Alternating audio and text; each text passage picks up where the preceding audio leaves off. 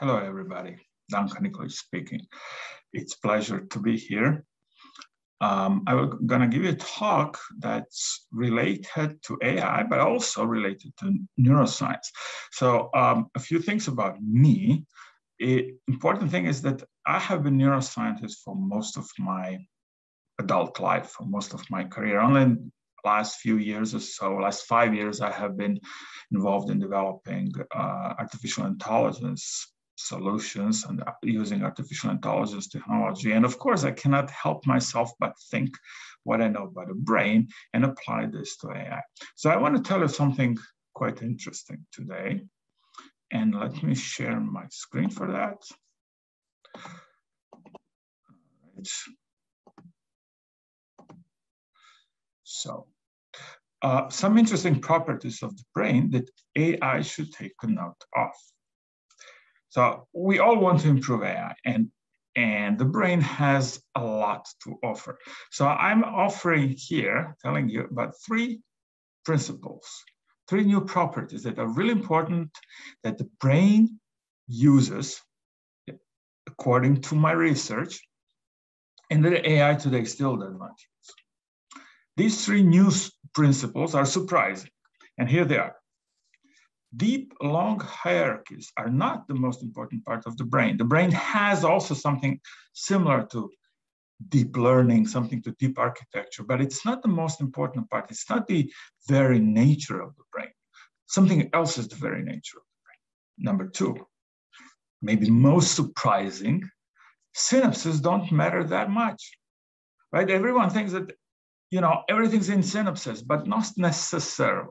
Let's see. And number 3, simple and clever learning mechanisms are not sufficient. So learning mechanisms that we use today are relatively simple. It's like one equation, one formula. And it's not how the brain develops itself. It's not how the brain learns. The brain has much more elaborate learning system. I will talk least today on the learning system. I will spend most of my time discussing the first 2 topics. So maybe you have seen this picture. This is a traditional view of this deep hierarchy in the brain. So we have retina, which is in the eye. Then the signals come into thalamus, a part of thalamus called LGN. Then comes in the cortex, V1, V2, V3. These are all different stages in the cortex, and so on, right? So according to these images, probably we have built some of the deep learning architectures in artificial intelligence. Right? But this is, as I'm saying, not the most important thing, right? Here we see illustration of what we do in deep learning, something similar to that. We put lots of layers, input layer, and then process in the stages information until the output has been generated. Right? But the brain, human and animal, has a lot of very short circuits. Like you see here, a reflex for patellar reflex. So probably everybody knows what a patellar reflex is. When a neurologist hits you under the knee, your leg jerks. Right? So it's a very short circuit. But it's not only that. For example, your eyes and the eye muscle are also closed in very short circuit. It's also sort of a reflex, right? And a lot of the control of the eye comes from very simple reflexes. But it's not all. Like when you look at the cortex, like here up there, we have a cortex, here we have a thalamus and LGN that I was mentioning, and the eye. Much of the connections are not deep connections, but the signal comes to the cortex, to neuron to the cortex, like you see up there, and then immediately this neuron feeds down back to, say, superior colliculus, which is a part that's going, after that is going pretty much straightforward to muscles. A very short path. And actually the brain is mostly built of such short pathways. Here we see a general principle, how the brain is connected, what I want to tell you about. You have one reflex down there going on. You have another reflex down there going on. And that's somehow connected with the cortex, but through very short path. The information goes up and goes immediately down. That's a different type of connectivity than what you have, than what we have in deep learning. So deep, long, hierarchies are not the most important part of the brain. The brain is shallow, it's not deep. That's pretty interesting, right? The brain is, in fact, quite shallow. And to realize how shallow it is, it's a very good example is the octopus. The octopus first is very intelligent animal. It's like surprisingly intelligent in animal that can use tools like here an octopus is using coconut nuts to protect itself, to build a shield. Here's another way of building a shield by using shells or whatever, stones and materials. Like quite creative, they can do quite a bit of things. And the interesting thing about their anatomy of the nervous system is that they don't have really one brain, but they have like 9 brains, because each leg or each arm, whatever you want to call it, from octopus, they're called not arms, I think. So each arm has its own nervous system, its own brain, pretty much. And there is one central one that's connected to the eyes, but it's not that much bigger from the rest in terms of count of neurons. So the interesting thing is that the octopus manages to achieve all these tasks. It coordinates 8 arms. Imagine coordinating 8 arms, it's not so easy. I mean, we have 4 to coordinate. Coordinating 8 is probably a bit of a harder problem, but they manage it in a distributed manner where each arm has its own brain, and each brain has its own reflexes and that I described up there and so on. It's a very different type of architecture than what we are used to in deep learning. Okay, so that's the first problem I thought. Now let us move to the second problem. Let's talk about synapses. So this is a traditional way of thinking about it. Right? We have here the gray parts are the inputs from the other neurons. They have some sort of synaptic weights. So some synapses are stronger, some are weaker. Now stronger synapses produce stronger input. All these inputs then sum up somewhere in the body, and then the neuron is sending output with some thresholding and so on. That's the classical view, and that's what we are copying and using in deep learning. Like, for example, in this network, all of these little endings of the lines are these synaptic weights. And what this network needs to do in deep learning is train the synaptic weights. Once you have trained the synaptic weights properly, you have a proper performance. So the intelligence of this network is stored by the synaptic weights. So let me make a claim, a crazy claim. Neurons themselves are smart. They have smart wires. This is where intelligence of real neurons comes, not from the synapses. Synapses are important. Sure, they have to bring some information. They have to send information forward or backward, whatever. But it's not where the intelligence is, our own intelligence, where my and yours intelligence is. It's in the intelligence of neurons themselves. There are machines that are smart. And what do they do with this smartness? Well, what they can do, they can monitor what's going on. They can look at the context of what has been coming into the neuron in the past. They can look out they can learn what has worked in the past and not. And then they can decide, I'm gonna close this branch of my dendrite. So I'm gonna close this wire for a moment. And I'm not gonna let any inputs come in. And it's not about synapse, it's about neuron itself closing one part and letting maybe inputs coming only from the other part, right? In fact, here's a stronger claim, only a small subset of the entire biological neural network is active at any given moment. Most of the things are closed, and then here and there the neurons open something and like, for a moment, things go through. That's what they do, believe it or not. So most passages are closed. And the wires of the neurons, the dendritic trees mostly, and the soma, the body of the neuron, they're smart enough to control opening and closing of pathways. So here, for example, right, you could pass, given the anatomical connections, you could pass from left to left or from left to right, and so on, right? So which one do you choose? Well, the neurons can choose themselves. They have enough knowledge and wisdom and experience to make these choices. They make these choices. They make these decisions on which parts they were close and which parts they were not close. So let's compare the classical paradigm, which is called connectionism, computational encoding, with this new paradigm that would basically emerge out of these changes. And so the classical one, we have connections. We said the connections determine the computation. The steps of computations are neurons that code for something. So when the neurons has output, that's the result of a computation, according to the classical paradigm, right? And now, by using this paradigm, we have also factored quite a bit of neuroscience. In neuroscience, we use the same paradigm, right? So we used, we created experimental designs, we selected data, we analyzed data, interpreted the results such in a way of this paradigm. So it kind of these other things got hidden away. These other properties of the true nature of the brain got a little bit hidden out of the way. That's why neuroscience did not directly so effectively influence the AI field.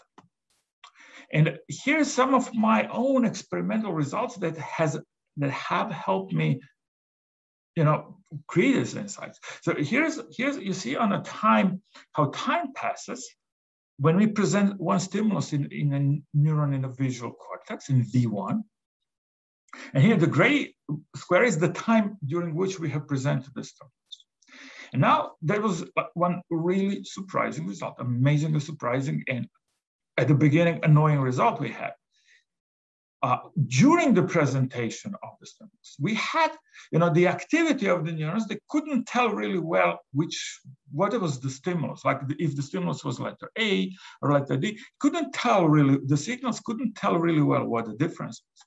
But once we removed the stimulus, then we had very good. Then the activity that remained in the neurons was able to tell us quite accurately what the stimulus was, when the stimulus was gone, not why the stimulus was there. And back then, I didn't know really how to understand these results, but now after some years of working on these problems, I realized that this is because of this intelligent, smart wires of the neurons. They take the time the stimulus is there to rewire themselves, and then later, whatever the effect they had of this is visible in the activity of the neurons, whatever effect they had in changing the wiring of the network. And here's evidence that, even stronger evidence that something like this is happening, right? So here we have a sequence of three letters. Gray is like we presented one, A or D, and then we present maybe B, and then we present after that C. And now what is interesting, like when we present A or D, we can't tell whether the stimulus is A or D. Cannot tell accurately. But we remove it and then we represent B, and then suddenly it works well. We can detect A while we are watching it B. And also it worked like this. We could detect B while we were watching it C. It was quite crazy. I mean, the information had this back memory of what was just happening a moment ago. Right? And if you kind of think of the way how your own experiences work, you will see that this is something very similar to what you see here, not to how deep learning networks work. Right? So let's compare once again, like where the differences are. Look at the right side. Deep learning assumes that connections are deep, complex, elaborate, and connectome matters, but sometimes we call it connectome. Also assumes that neuron membranes are dull and they sum up things. And there are a few simple plasticity mechanisms or learning mechanisms, right? And we have here three knowledges. Connections are shallow, they're not deep. Neurons are smart. And these learning mechanisms or plasticity mechanisms also have to be smart, as I have mentioned, in order to be able for neurons to learn when to change which connection. Right? They're not born with this knowledge. They actually learn this knowledge. Actually, all our knowledge, that's the claim, all our knowledge, all our cognition is stored not in synapses, but in the knowledge when to switch which connection. And neurons contain this information, but not in synapses, but elsewhere. Right? And here's an illustration of how these different things interact, right? So here the box on the top interacts with the external world the fastest. And this box is basically the neural network without changing the connections. Whatever the connections are set, it's actually producing some reflexes. But then this second one is indicating that the neuron is watching what's going on a little bit slower, but it's watching going on, and it's then it's changing the connections.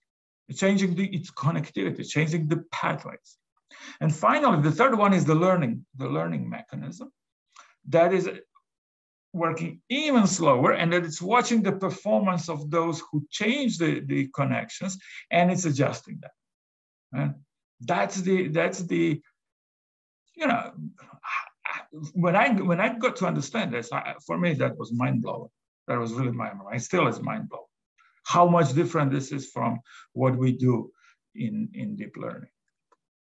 All right, here's an example of what's really, another thing. Like, look, if you have, if this is time from left to right, and you have dark and light and dark, you would expect that perfect coder, like something that's the brain that's built on the logic of deep learning would have, would code information like this, like, no light, no light. Exactly when the light is there, you signal light.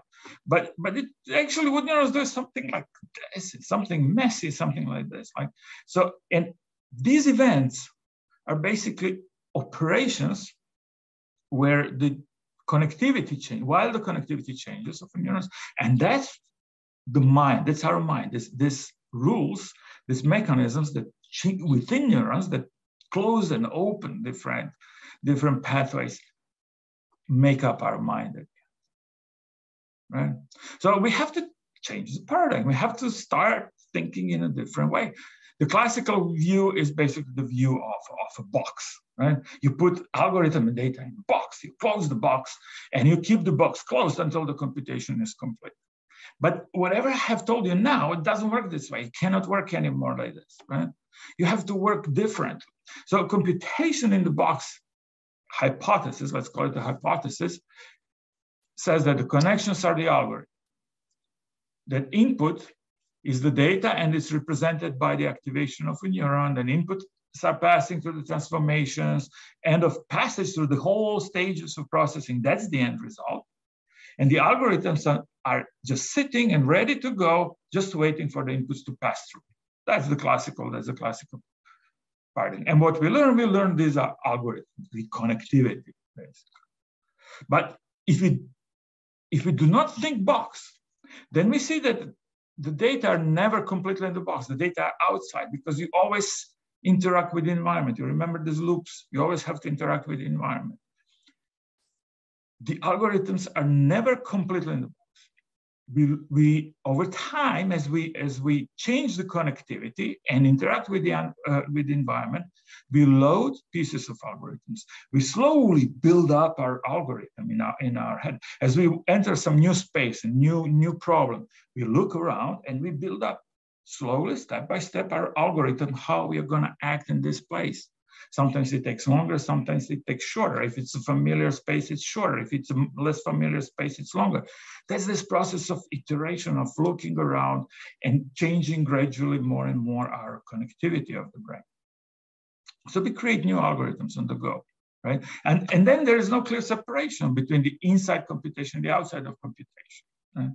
There's no separation between data and algorithms, and there's no beginning and end of computation. It's just continuous flow of changes and actions and reflexes and changes again of pathways and new actions, new reflexes and new changes, and this keeps going, right? Like we have described here.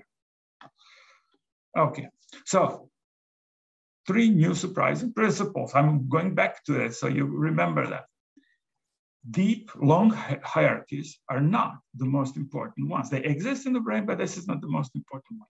What is important is the short connections. Second, synapses don't matter so much. They're important, but they're not critical for intelligence. What is critical for intelligence is something else inside neurons that's not synapses and that decides when to connect what. It operates a little slower than the activation that passes through synapses and passes out, but it's smarter. It's much smarter. And then simple, clever learning mechanisms are not sufficient to support such machinery, but you need very smart ones. And that's why it took evolution so many millions of years to create human brain. It's not just one algorithm and that's it, right? It's lots of algorithms that actually help us develop quickly, learn quickly, that help a baby learn quickly and develop and acquire knowledge fast.